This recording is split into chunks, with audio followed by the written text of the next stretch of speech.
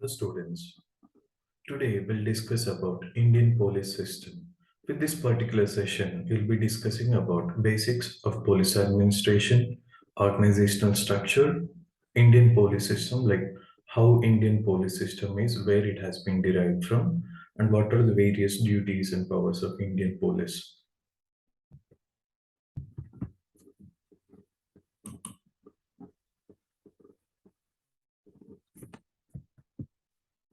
First, let's talk about learning objectives of the session. With this particular session, you'll be able to understand what are the basic aspects of police administration, followed by duties and powers of police. The organizational structure, like how is the hierarchy in the police organization is, and what is the overall roles and responsibilities of Indian police. And after completing, by the end of this completion of this session, you'll be able to understand what police is and what are their administration system, what are various duties and powers of police in law enforcement, and you'll be also able to explain hierarchy and organizational structure of police and an overview of Indian police system altogether. First, let's understand police administration along with their duties and responsibilities. First, let's talk about what police is. Earlier, during ancient times, people often call this police as god of kings who used to protect the people from certain unknown causes or effects that's been created by antisocial elements. Later, during British Empire, the Act of Police in 1861 was introduced. From then till the contemporary Indian period, police has been an organized set of people from the government who often works on preventing crime, domestic peace, tranquility, meet community needs, security of the country, and they also enforce the law for regarding certain crimes that has occurred and also supports the judicial process during the investigation and acquittal of crime. Talking about the overall abbreviation of police. Police is nothing but public officer for legal investigation and criminal emergencies. So, introducing to the Indian Police Administration, it was replaced by Indian Imperial Police in the year 1948. And a year later, when after the British Empire got ruled out from India, that's when Indian Police Service has been started, along with Indian Administration Service, Indian Forest Service, together as in one domain called Indian Police Service throughout India. And the officers who has been got into Indian Police Service are employed both with the Union government and also as an individual states, right? Ranking from the cadre of Commissioner of Police to Assistant Commissioner of Police, etc.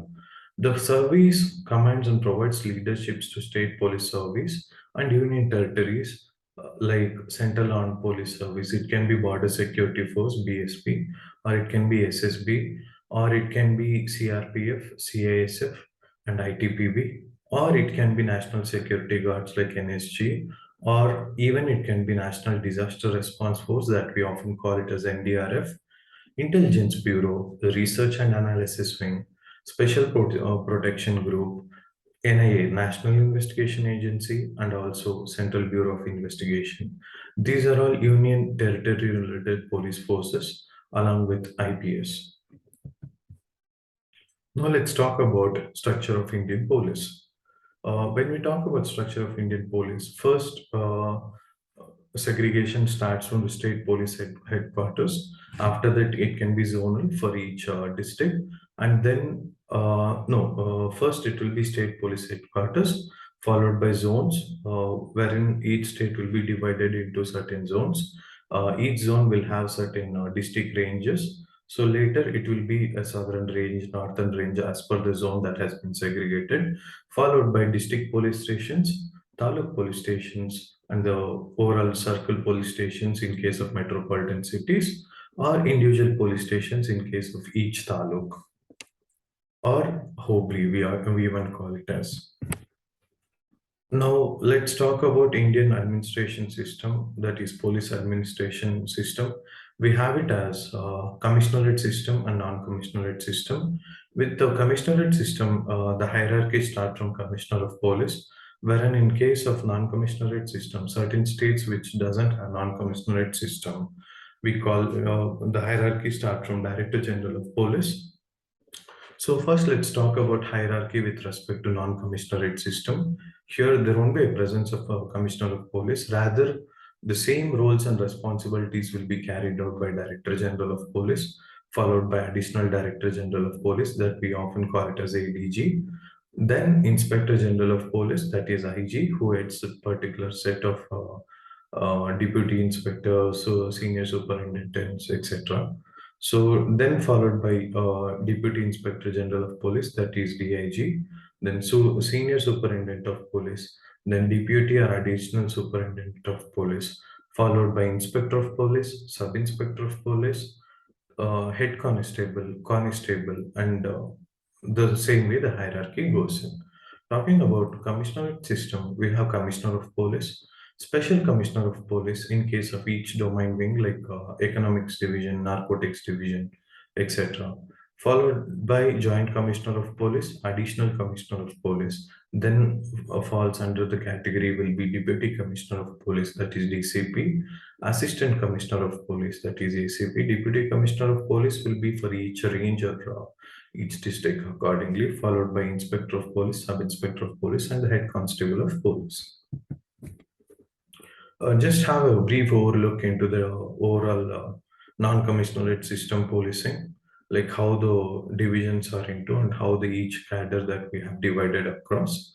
If you talk about divisions in like within the police department, it can be an intelligence division, it can be district policing, it can be crime investigation, or it can be training, or it can be certain armed police battalions, protection of civil rights, and the staff officers accordingly. So under intelligence, we again have ADGP, that is Additional Director General of Police Intelligence. Under him, we have three categories. Again, we have Inspector General of Police for Intelligence. We have Inspector General of Police for Intelligence and Security, and we have Inspector of General Police for Security alone. Then district policing, we even have ADGP for each district, followed by traffic as one division and civil and criminal crimes as an additional division, then followed by crime scene investigation, even that being head by Additional Director General of Police. They have crime scene security police and crime scene investigation police, followed by training Additional GP, who trains the entire police officers who has been recruited during the process of recruitment. So this particular wing often works on the training modules and giving training and enhancing the skill set of police with respect to various crime investigation system and policing administration. Then armed police battalions, like these are kind of reserve police battalions. We often use it for certain cadres. So that's how the overall hierarchy falls in. At the end, we have staff officers who works with Inspector General of Police in administration division and in headquarters, and also in the manner of overall administration protocol that has to be taken care of. So in the same way, like how we saw the hierarchy system with respect to non-commissionerate system, we do have a commissionerate system of police hierarchy and various divisions associated with it.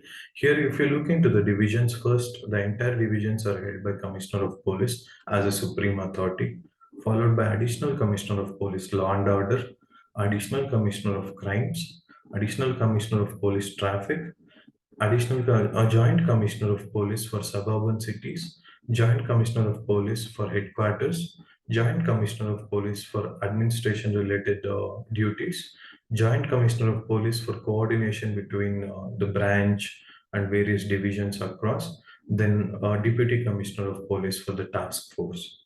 So if you talk about law and order, we again have five zonals, and each zone will be headed by one DCP, that is East Zone, West Zone, North Zone, South Zone, and the Central Zone. So at the same time, Additional Commissioner of Police for Crimes, they have Joint Commissioner of Police, they have Additional Commissioner of Police. At the same time, like with respect to traffic, both the We'll be having two units per state, whereas the Deputy Commissioner of Police 1 and 2 will head the traffic division completely. At the same time, we have a Joint Commissioner of Police for this border security related concerns, and what are the crime that occurs with the migrants. These are being taken care by Joint Commissioner of Police. Like on a later stage, we have admin branch, we have overall administration coordination, joint commissioners accordingly. So if you take Karnataka Police, we do have or in general as a Director General of Police or Inspector General of Police, the entire organizational structure of Police Department, right from the Supreme Authority, that is Director General of Police and Inspector General of Police, to constable cadre. We have the entire divisions and zones like which is being present over here. So just have a look into it for a moment, and then we'll continue with the other slides.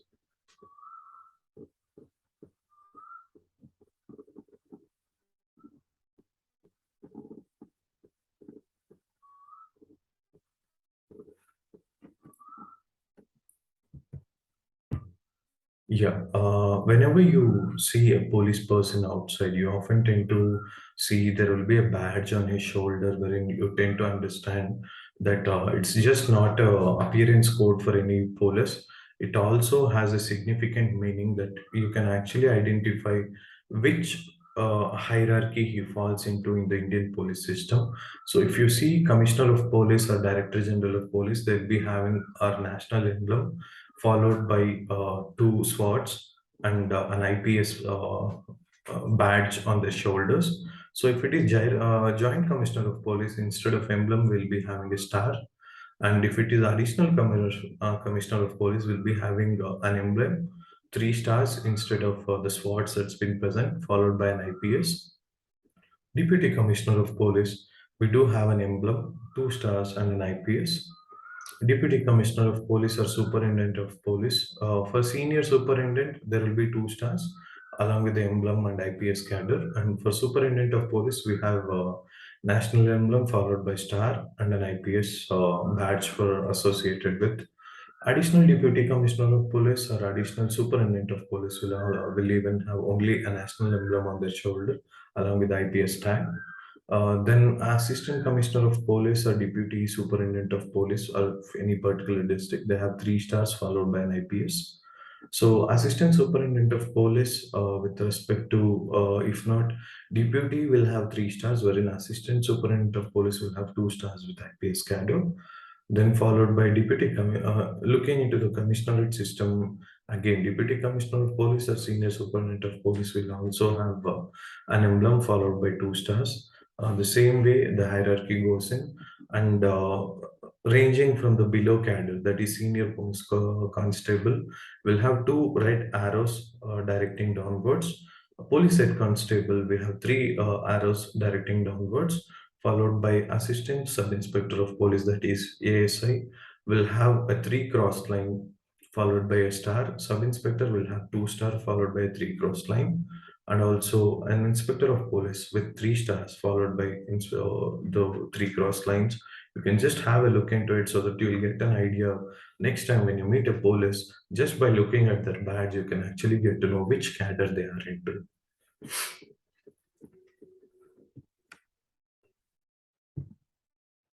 So these are emblems or logos of various state police departments in our India. So we do have a different set of logos of each state, because Indian police system is not just an union territory thing. It also specific for each particular state. Each state has their own police force associated with. So these are all the like logos for each state police present in India. So, having talking about overall Indian police system, how the evolvement take place right from the British Empire or till the contemporary period, how the police system has been taken care of, and the overall hierarchy of Indian administration system. Now let's understand duties and powers of police as per CRPC, that is Code of Criminal Procedure. First duty of any police would be maintaining law and order, and also investigation of certain illegal activities that's been taken care. In our previous session, we have already discussed about various police rules and responsibilities that has to be looked into. So, just to give an overview about it, police has a power of arrest wherein a warrant is required in case of non-cognizable offense, as decided or discussed in our previous session. And police can also arrest a person without warrant in case of heinous crimes or cognizable crimes like murders and certain high impactful crimes, and followed by powers of police to investigate. They even can lodge FIR based on the complaint that's been given, or they even can lodge FIR by themselves if they find some person has been involved with certain illegal activities. So later they have to push the case for investigation, followed by submission of an accused to the court of law for the purpose of judgment. So during this process of maintenance of law and order and also investigation of illegal activities, police often tend to deviate or misuse their powers at times, be it situational or be it intentional, like whatever. Like at times they tend to deviate from their powers. So in such cases, as per Section 107 and Section 151 of CRPC, like a citizen has been given right to question the police regarding the misuse of their duties and powers that's been given as a police officer. So if you talk about various duties and powers of police as per a code of criminal procedure, like first thing will be to fulfill duties based on their border responsibilities. It can be with respect to the area of maintenance of public peace or law and order.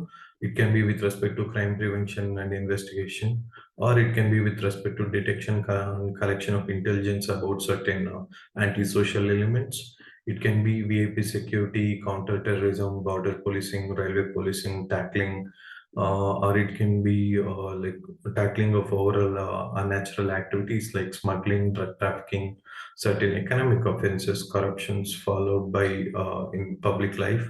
And at times, police are also involved in disaster management, wherein they need to help the people accordingly, and they also like helps as a savior by securing the environmental laws and the biodiversity protection, and also they tend to protect and enforce the socio-economic legislations accordingly. So, along with these basic roles and responsibilities, Indian police also leading and commanding the Indian intelligence agencies like Research and Analysis Wing, that we often call it as RAW.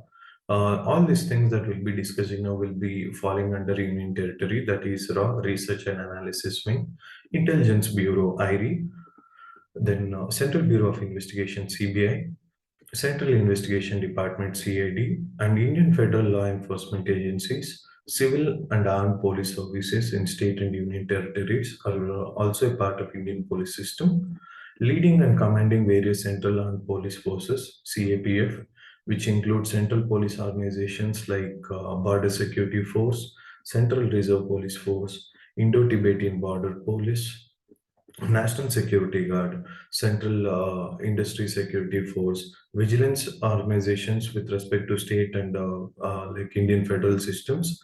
So, along with these various divisions, their main role is to lead and command the force with courage, uprightness, dedication, and strong sense of service to the people, wherein they endeavor to inculcate police forces for maintenance of law and order, and also for the purpose of investigation of crime, to uphold the justice for people. So these are the overall duties and powers of police in short.